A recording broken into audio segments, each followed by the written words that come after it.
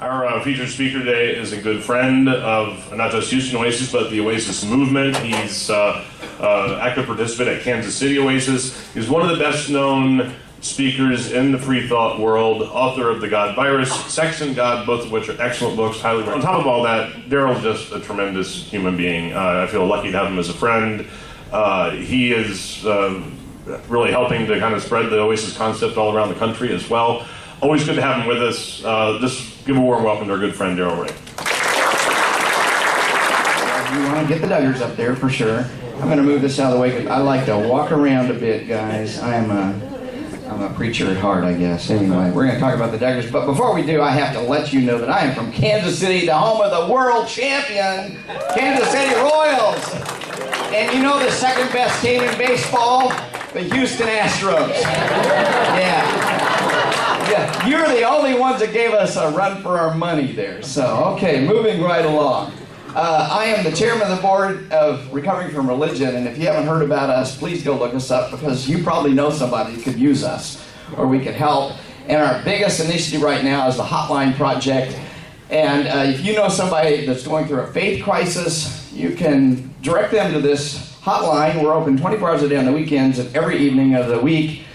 And all you have to do is dial 1-844-I-DOUBT-IT. 1-844-I-DOUBT-IT. And you will get somebody that's well-trained, oftentimes a former minister, will talk to you about your faith crisis. Okay, so let's move on and talk about the Duggars. First of all, I want to talk about the belief structure the Duggars have and how it impacts sexuality, theirs in particular, and what it can teach us about our own sexuality. So the fact is that beliefs impact behavior and they impact perceptions profoundly. How many of you had a profound change in your perceptions of the world when you left religion? Look around. 2/3 of the people just raised their hands. Profound changes in the way you perceive the world, in the way you perceive the relationships, in the way you perceive your children, your parents, your community. There's lots of things happen when you left. That is an illustration of how profoundly belief structures can affect us. And they affect the Duggars as well. First of all, let's understand what the Duggars, what they believe. First of all, they're kind of like a part of the Quiverful movement. Are you familiar with the Quiverful? Yeah. Okay. A lot of you are familiar with that. And what is it? It's have more babies for Jesus, basically. And no birth. And the purpose of sex is for reproduction, not for pleasure or that sort of stuff. And that sex education promotes sin. That's one of their basic premises. And birth control is sinful because it promotes sinful sex, of course. And then, of course, you've got people out there who... Bristol Palin is not a part of the Quiverful movement, but she certainly supports some of the principles of it. And she got all freaked out a couple of weeks ago because they were giving out free birth control in Colorado. And of course that means lots of girls are going to have sex that shouldn't be having sex. They don't usually talk too much about the boys. We'll get to that here in a minute. So what do they believe? Well, they believe that sexual restriction is very important. And that female sexual sin is greater than male sexual sin. Now, they will never say that. Sexual sin is bad no matter what.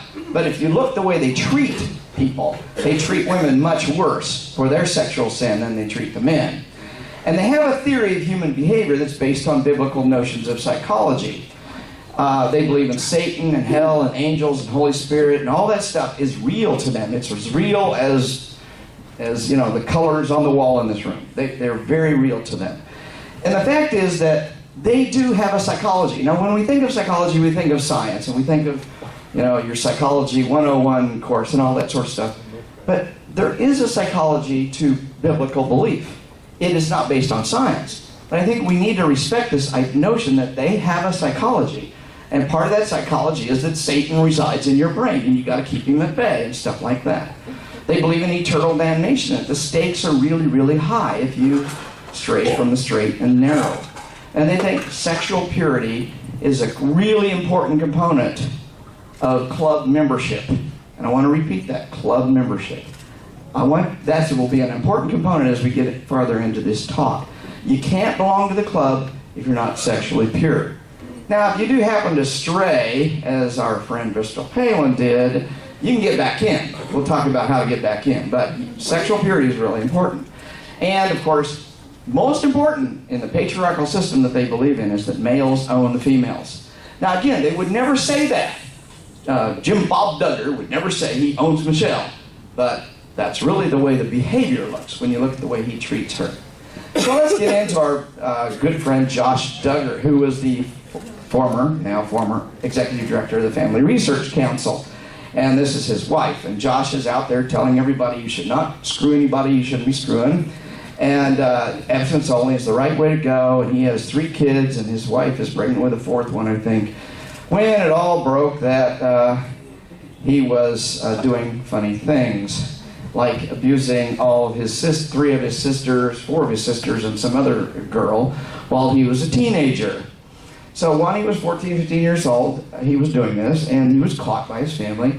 And instead of sending him off to treatment in some way or trying to help him, they sent him to treatment with a former guy that was an Arkansas Highway Patrol officer, retired Highway Patrol officer. And that was his qualifications. Anyway, that was in May. They discovered this about Josh. But statute of limitations was over, so they couldn't prosecute him. So things started dying down. They thought they had that under control when it was found out that Ashley Madison had 2 accounts, paid accounts by Josh Duggar. Now, how many of you had ever heard of Ashley Madison before August? Before August. Okay, only a handful of them. Now, I knew what Ashley Madison was because I was doing my research. Hey, it's a part of the job, right? It took me about 3 seconds to figure out this is a total scam. I certainly didn't put any money. You won't find a paid account with my name on it. But Ashley Madison has 2 paid accounts by Josh Duggar, and it was discovered that he was frequenting other dating sites, not just Ashley Madison. He had accounts on other dating sites like Plenty of Fish or Match.com, I'm not sure what all. And he was frequenting strip clubs because the credit cards were showing up with strip club stuff. And he had an affair with this porn star, Danica Dillon. And Danica Dillon has now told us all about his kinks. And he seems to be a kind of kinky guy. Unfortunately, he doesn't understand his own kinks too well. But Danica wrote a whole bunch of stuff about what he likes and didn't, and how he treated her, and it was rather scary. And he seemed kind of violent. There was some stuff that was going on between her and him that put her off a bit. So there is no. Yeah, I know. But think about it. It was great for her career. Otherwise, probably she's getting more clients, more online stuff. And if you've heard my podcast, I'm all in favor of that. So there's no. What we need to understand about this whole Duggar thing, you think, aren't those people hypocrites? Isn't Josh Duggar a hypocrite? And no, he's not a hypocrite. See, hypocrisy is really not a part of their conceptual framework. It's a part of ours. What it is, it's club membership. When you think about it, it's a Christian club, the Quiverful Christian Club or the Evangelical Christian Club or whatever, but it's a club. And you're either in the in-group or you're in the out-group. By the way, all of us are in their out-group.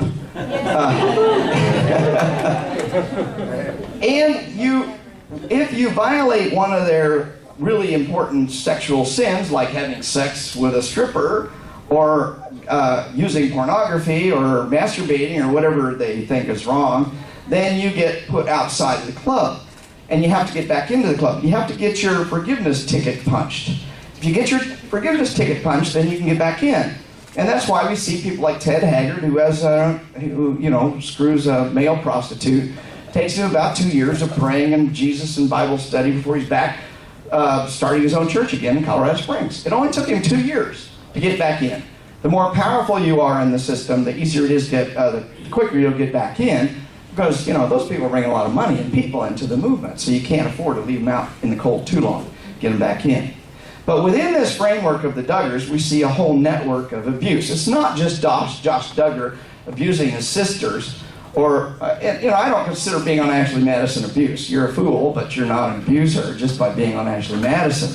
or on some other dating site, you're cheating on your spouse, is what you're doing. But within this system of Josh Duggar, we see Michelle and Jim Bob. I have the hardest time saying that word, Jim Bob. Sounds like a Southern reality show, doesn't it? Within this is this guy, Joseph T. Hutchins, who was the guy that Josh Duggar went to for treatment. And his treatment was helping build houses for 6 months in Little Rock or something like that. It turns out that Joseph T. Hutchins is now serving 50-some years for child pornography. Yeah, you hadn't heard about that, had you? And he was doing sex addiction treatment for Josh Duggar. Now, if you've heard any of my other talks, you know I think sex addiction is all a bunch of bullshit. There's no such thing. But Josh Duggar was getting treated for sex addiction by this guy. Now, we also have Doug Phillips of Vision Forum. We have Bill Gothard, and of course, Josh Duggar here.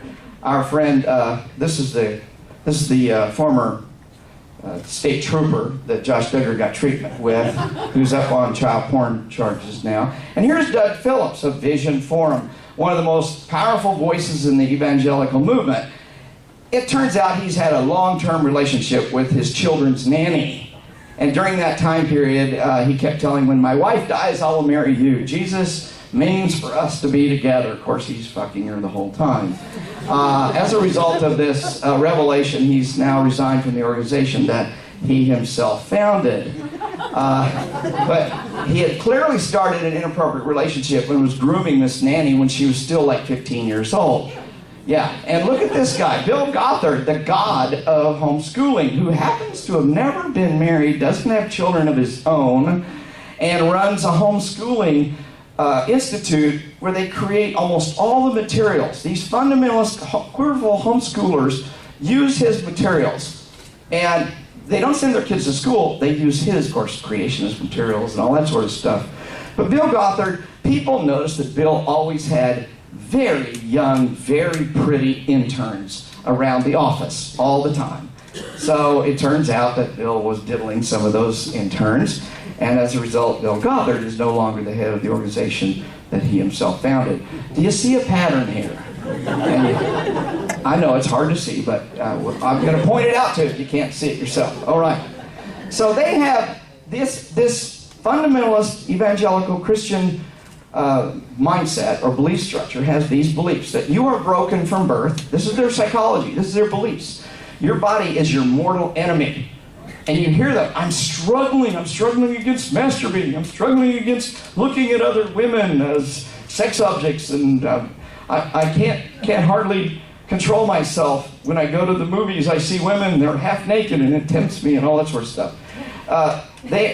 They feel that their desires are feelings that are inspired by Satan. Everywhere they look, Satan is tempting them. Satan lives behind that billboard. Mike and I saw a billboard coming in here. There was a party last night, and it had, women with bras on. Just really tempted me a lot. And we made the comment of, I was in Belgium and I saw a similar one, and they didn't have bras on in Belgium. And Belgium seems to be doing just fine, but Satan lives in Belgium, I guess. Satan is real. He's present, and he's currently acting against you and tempting you.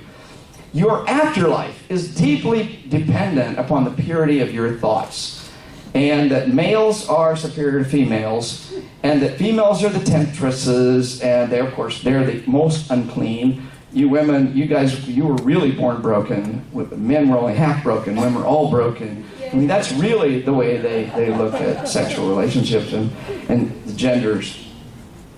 So this is the psychology of faith. And they believe, their psychology says that belief trumps desire. And it's a very strong belief. And here's how it plays out. If you have a gay child, it's because you didn't believe enough. You didn't raise your child right. So belief trumps desire. Belief trumps biology. Shame is God talking to you. If you feel ashamed, it's probably because God's saying, you really shouldn't be doing that. Of course, where did they learn the shame in the first place? And guilt tells you, helps you know that you're broken. If you feel guilty about something, then that's God telling you you're broken and you need to get fixed. So their behavior makes a lot of sense. If you think about it, within biblical psychology, and I do mean psychology, within biblical psychology it makes sense. And Christians are constantly saying that parenting trumps biology. No matter what the biology of the child is, or your own biology, if you believe enough, you can be a full manly Christian, or a full womanly Christian, whatever. So, here's the deal. Religion, all patriarchal religions, are based upon boundary violations. And in this sense, that God is in your head. God is always watching you. What bigger violation of a boundary could that be? We're also saying that others can condemn and judge you. That's a violation. Just because you dress inappropriate, I can judge you for having a tattoo, for wearing the wrong clothing, for exposing too much cleavage. I mean, any of the, or for I caught you masturbating, or I caught you looking at porn. So all those things, I can violate your boundaries. And we see parents doing that to these poor kids all the time. A natural phenomena is adolescent masturbation. And parents think they can just barge in on their kids, catch them masturbating, and lecture them on going to hell if you do that again. And religionists feel they have a right to snoop on you. I mean, where's the thought police? It's at least in the church I went to growing up, it was in the kitchen, where all the women are sitting around talking about who was having sex with whom, and who had the latest affair, and what girl got pregnant and shouldn't have gotten pregnant. And they're all very judgmental about this. And this thought police were very active in the church I grew up in. Your body belongs to God. It belongs to your parents. It belongs to your spouse. It belongs to your Sunday school teacher. But your body does not belong to you. That is their very strong belief. So, what we know is that desire really does trump belief. I don't care how much you believe. If you're gay, you're probably gay. If you're going to masturbate, you're probably going to masturbate. If you're tempted by pornography, you're probably going to be looking at pornography. Belief, I don't care how much Jesus tells you not to, you're going to do it anyway.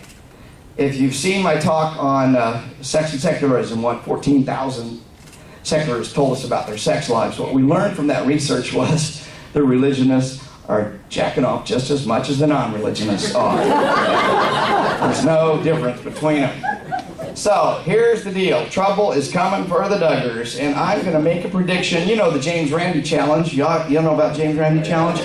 Folks, I'm going to be a millionaire soon, and you guys, if you support me here, I'll give you a few bucks. I'll tip you for helping me out here. But I can predict the future. Here's my predictions for the future. First of all, I am predicting that at least 2 of the Duggar kids are gay or lesbian. What do you think? Yeah. All right. I'm predicting that all of them are masturbating by 13. Any arguments there? Okay, my psychic powers are strong here. Most will have premarital sex by 18. We have actually evidence that that's happening already. One of the Duggar clan, a cousin, has been ostracized by the family for having been caught having sex and gotten pregnant. Now, if Bristol Palin's gotten pregnant twice without being married, and she's out there saying you shouldn't be doing this, I don't think the Duggars are any better than Bristol Palin. So, 5 will probably conceive before marriage, as in our friend Bristol Palin. Now, I'm going by statistics here, okay? I'm not predicting that all of these will come true, but how many of you think most of them will come true, right? More than Josh are probably violating the boundaries of their siblings. I'm pretty darn sure Josh isn't the only one in that family that has done inappropriate, abusive, boundary violations. And shame and depression are on the way, especially for the girls, because girls are shamed, ostracized, punished for their sexual desires, behaviors, and that sort of stuff. So we're probably going to see mental health issues coming with some of these people in the near future.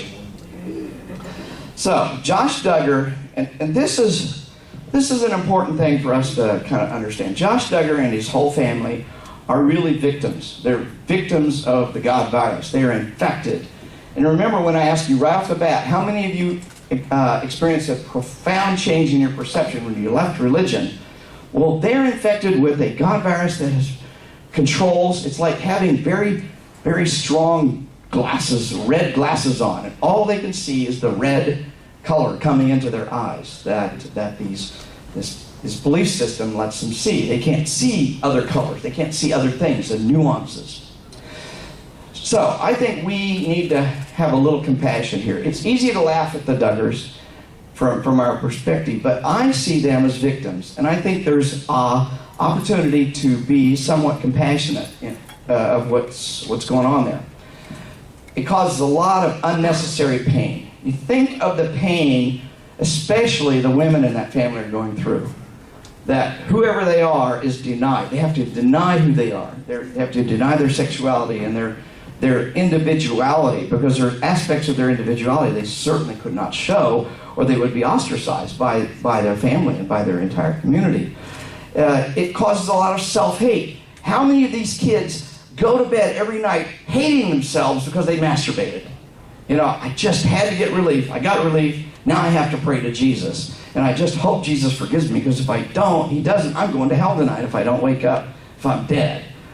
So, it places a lot of blame on the women for the men's inappropriate behavior. What did these women tend to think? When Josh Duggar abused them, there's evidence that they thought they were part of the problem. They had tempted Josh Duggar. And of course, that's part of their mindset. So the Duggars teach that denying your sexual desires leads to greater, what the Duggars teach us. We're going to flip it around and look at us. I have to say something before I move any farther. I lied. I really don't think that Josh Duggars can teach us a damn thing about human sexuality. But if they can, here's what they're going to teach us. That denying your sexual desires leads to greater problems. I liken it to a dam. You know, you dam up a stream with no outlet for the stream, with no flood plan. Sooner or later, the water's going to come over the dam and destroy things downstream. That's probably akin to what's going on with the evangelical movement, and why we see all these people abusing and violating other people's boundaries. They don't know how to channel their sexuality. You know, I don't think we really control our sexuality as much as we channel our sexuality into appropriate places, much like a dam channels the water and holds the water back and takes it to certain places appropriately, so it doesn't flood places or it doesn't overwhelm or cause erosion. And a second thing we can learn from the Duggars is that denying your sexuality often leads to unethical or even illegal behavior, and certainly leads to things like self-hate and self-abuse. Depression, and the evidence I have as a psychologist is religion really, really contributes to depression. I think if we eliminate depression tomorrow, we would probably see a vast amount of the depression we see in our culture disappear, or at least abate to some degree. Now, I am not saying religion causes depression. I'm saying it exacerbates the tendencies that may already be there in some people. Living according to a supernatural theory of sexuality gives you permission to violate other people's boundaries. That's what we learn from the Duggars. And that sexual acting out is common, but it's also very well hidden and very well repressed within the community.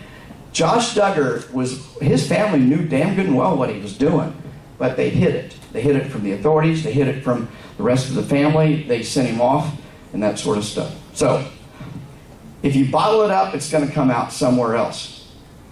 The body, your body is your worst enemy if you're among the Duggar family. And you have to pray the gay away. And you have to pray the evil desire that the devil puts in you for sex and sexuality. And women are the tempters. And you have to have a dress code for women. Most of you women would not pass the dress code in here today. You're tempting me. You're tempting me really bad. Another thing they believe is that women are not interested in sex. We all know that's true, right? So, think about everything I just named pretty much goes against the science we know about sexuality. Goes against it all. So, there are two sides to our friend Josh Duggar. And in some ways, Josh Duggar is split. He's a split personality. He has an internal life and he has an external life. And in his internal life, he believes that his own body is his enemy, but he has these desires. In his external life, he has to look like he's a good Christian. He's upright, he's standing, he's got a wife, he's got children, he's got all this stuff that he has to look outwardly one way, even as he's feeling very strong inward desires. So here's my suggestion, and please don't freak out when I tell you this, but we all have a little Josh Duggar in us. I've had people, last time I gave this talk, stop, I need to go get a shower after you said that. So here's the deal. We hide our inner lives. There's a lot of people, even in the secular movement, that are afraid, oh, I wouldn't want anybody to know I masturbate. How many of you masturbate, White? I do. How many of you? Okay. Oh, we got liars in this group.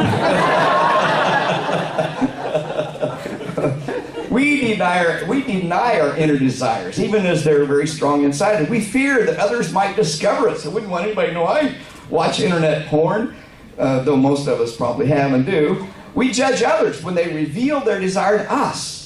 Oh, you're kinky. Oh, you must really be weird. You must be a pervert if you're kinky. You know what a pervert is? The definition of a pervert?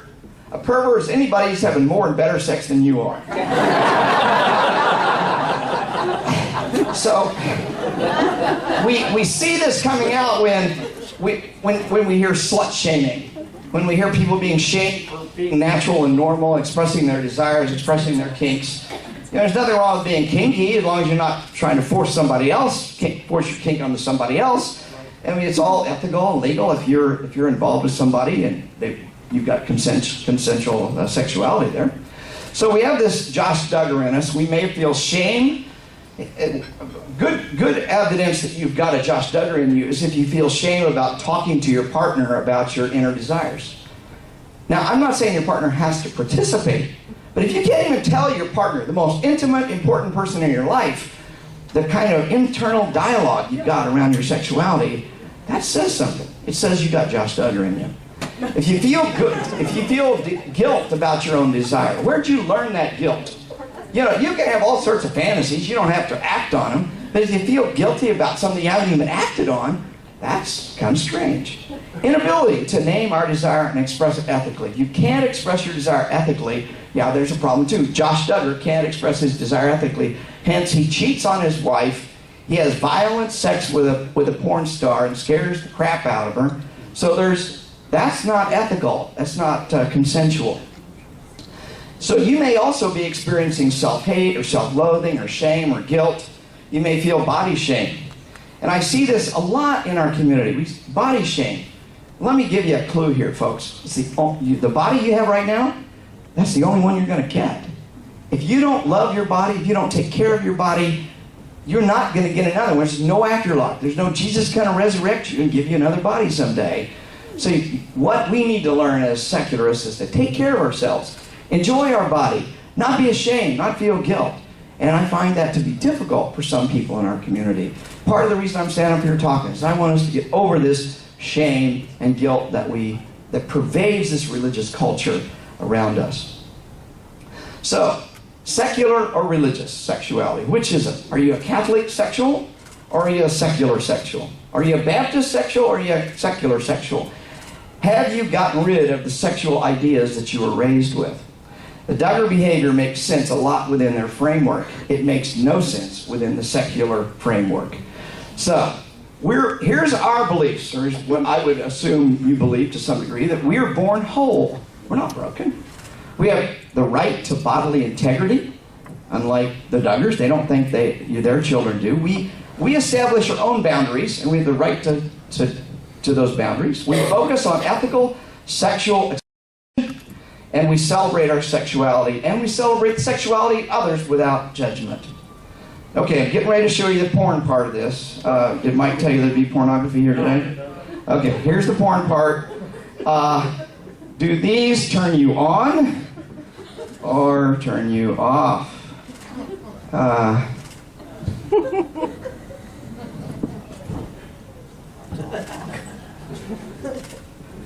All right. Now, I had a hard time finding stuff that was, PG rated, kind of.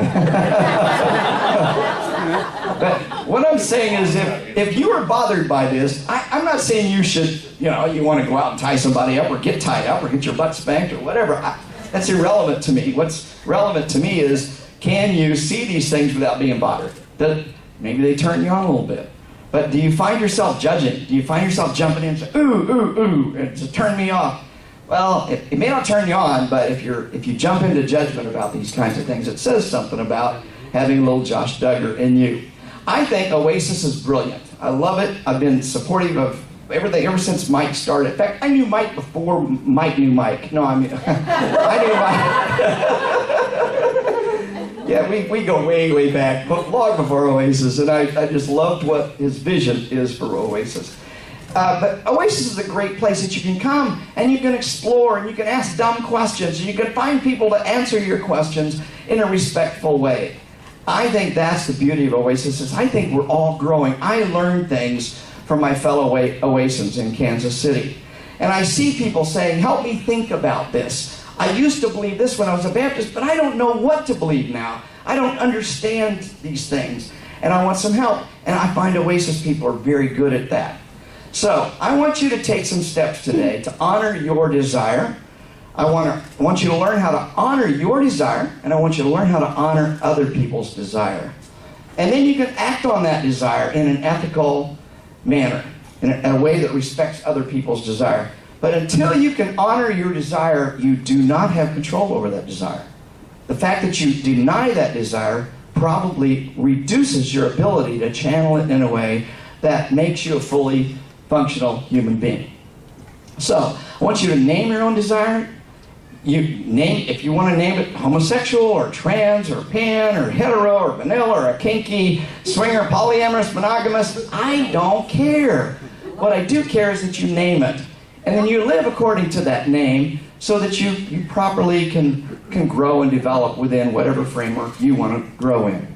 Ask, explore things. What keeps you from owning your desire? What scares the shit out of you about your sexual desire? That's the place to go think about and explore a little bit, because that's probably the place left over from your Baptist upbringing or your Catholic, your Muslim or whatever. So my question is, do you have a little Duggar in you today? And if you do, I'd encourage you to go listen to my podcast, because I'll get the Duggar out of you. Here's what I've found from my podcast. I've interviewed hundreds of people over the years, and I'm putting a lot of it on my podcast now. And what I find is people say, when I left religion, I like my body better. I enjoy sex more. I communicate with my partner better. I don't have the shame and guilt burden that I had before. I don't have to censor myself. By the way, how many of you people enjoy coming here and not having to censor yourself? You can say damn well, fuck, heart. Yeah, you can say anything you want, and nobody cares, right? Nobody gives a shit, right? All right. People tell me I celebrate my sexuality rather than I fear it. And I have less judgment of other people. I think that's an important one. When you stop judging other people, you also stop judging yourself oftentimes. So, I also hear people saying, I'm closer to my partner. I don't need to play games or hide my sexuality from my partner. My partner doesn't judge or shame me anymore like they used to. I've had many a husband and wife say, wow, when I was a Christian, I used to judge my wife or my husband for this or that. And now I don't anymore. I own my sexuality, and it's made me more confident in all areas of my life, and I support my partner now with their choices. I'm not terrified of their choices and what they want to do. So I find a lot of people say that once they've left religion, their sexual confidence increases. But I think there's a lot of things we need to also do to intentionally make ourselves more confident in who we are as sexual beings. And one of those would be read books. Get out there. There's lots of good books nowadays coming out on human sexuality. Join some discussion groups. In Kansas City, we have several different groups, book study groups, like the polyamorous book study group, and they were reading all the poly stuff. And the discussion is just really rich. Whether you're poly or not, I've had monogamous people go to the poly groups, and they love the discussion. Try some new things. Try some new things with your partner. And face your own fear. Whatever you're most fearful of, that's probably the place that you can grow the most. So a lot of this comes down to doing the work, the hard work. It's not easy work sometimes. Sometimes it's scary. But the hard work is worth the results. You'll feel more confident about yourself. You'll be happier about your own body. No matter what your body is, you'll feel happier about other people's bodies and about other people's choices. What an amazingly mentally healthy way to live in this world. So I'll say at the end here, if you're interested in buying the God viruses back there, I gotta tell you, those darn Corpus Christi people, I spoke with them Friday night, they bought every one of my Sex and God books. So sorry you can't have one of those. But thanks for having me here.